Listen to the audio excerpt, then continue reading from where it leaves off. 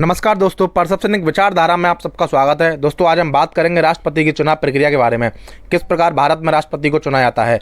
दोस्तों वीडियो को अंत तक जरूर देखें। अगर वीडियो पसंद आए तो वीडियो को लाइक करें, सब्सक्राइब करें और शेयर करना ना भूलें।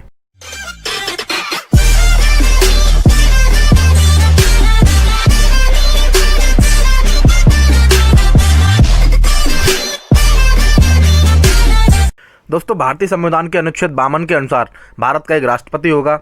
राष्ट्रपति राष्ट्र का संवैधानिक प्रमुख होता है, लेकिन वास्तविक शक्ति मंत्रिपरिषद के हाथों में निहित होती है, जिसका प्रमुख प्रधानमंत्री को माना जाता है। राष्ट्रपति राष्ट्र का प्रतिनिधित्व करता है, हेड ऑफ नेशन होता है, परंतु वह राष्ट्र का नेतृत्व नहीं करता है। भारत में राष्ट्रपति की संवैधानिक स्थिति ब्रिटिश सम्राट के समान होती है।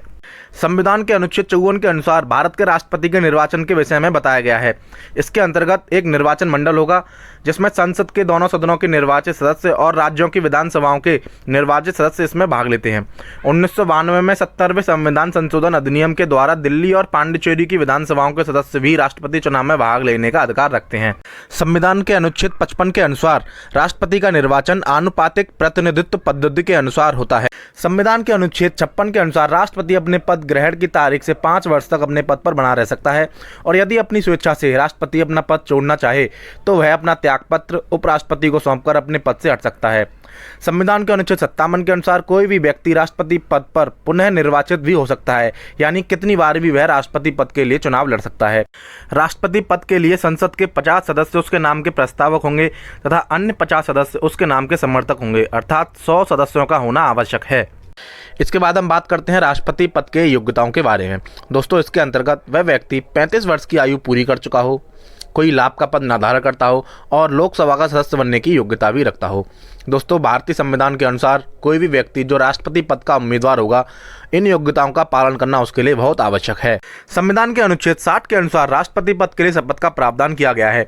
दोस्तों ये बहुत इंपॉर्टेंट पॉइंट है, इसको एक बार गौर से सुनिएगा। इस पद के लिए सुप्रीम कोर्ट के जो मुख्य न्यायाधीश होते हैं, चीफ जस्टिस ऑफ इंडिया, उनके द्वारा राष्ट्रपति पद के लिए शपथ दिलाई जाती है, और अगर किसी परिस्थिति में वो मौजूद ना हो तो सुप्रीम कोर्ट के जो अन्य वरिष्ठ न्यायाधीश होंगे उनके द्वारा राष्ट्रपति पद के लिए शपथ दिलाई जाएगी। संविधान के अनुच्छेद 61 के अंतर्गत महाभियोग की प्रक्रिया का उल्लेख किया गया है। यह प्रक्रिया उस समय लाई जाती है जब राष्ट्रपति द्वारा संविधान का उल्लंघन किया जाता है। यह प्रक्रिया संसद के किसी भी सदन में लाई जा सकती है। इसका प्रस्ताव संसद के जिस सदन द्वारा लाया जाएगा, उस सदन के 1/4 सदस्य इस प्रस्ताव को राष्ट्रपति के समक्ष 14 दिन पूर्व रखेंगे।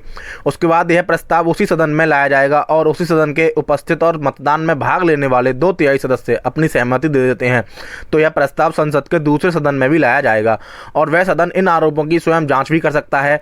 और उस समय सदन में भी 2/3 सदस्यों से अगर यह प्रस्ताव पास हो गया या पारित हो गया तो राष्ट्रपति को उसी समय अपना पद छोड़ना होगा।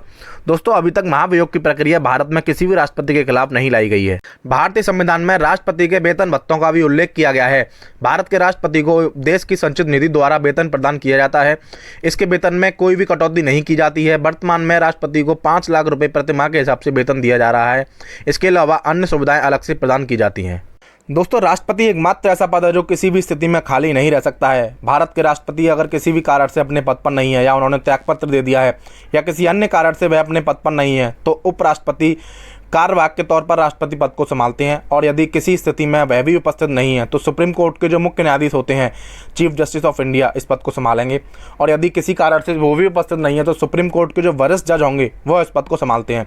दोस्तों 1969 में भारत में एक बार ऐसा समय भी आया जब भारत के मुख्य न्यायाधीश मोहम्मद हिदायतुल्लाह को राष्ट्रपति पद की शपथ दिलानी पड़ी। वास्तव में उस समय में देश में ऐसे हालत बने कि डॉक्टर जाकिर हुसैन की मृत्यु हुई और डॉक्टर वी गिरी ने अपना त्यागपत्र सौंप दिया। ऐसी स्थिति में कार्यवाहक के तौर पर मोहम्मद हिदायतुल्लाह को राष्ट्रपति बनाया गया। यह देश के एकमात्र ऐसे व्यक्ति रहे जो मुख्य न्यायाधीश, देश के राष्ट्रपति, कार्यवाहक और 5 वर्ष तक उपराष्ट्रपति भी बने रहे। दोस्तों राष्ट्रपति और उपराष्ट्रपति के निर्वाचन से संबंधित विवादों का समाधान संविधान के अनुच्छेद 71 के अंतर्गत केवल सुप्रीम कोर्ट के द्वारा ही किया जाएगा। इस संदर्भ में उसका निर्णय ही अंतिम माना जाएगा।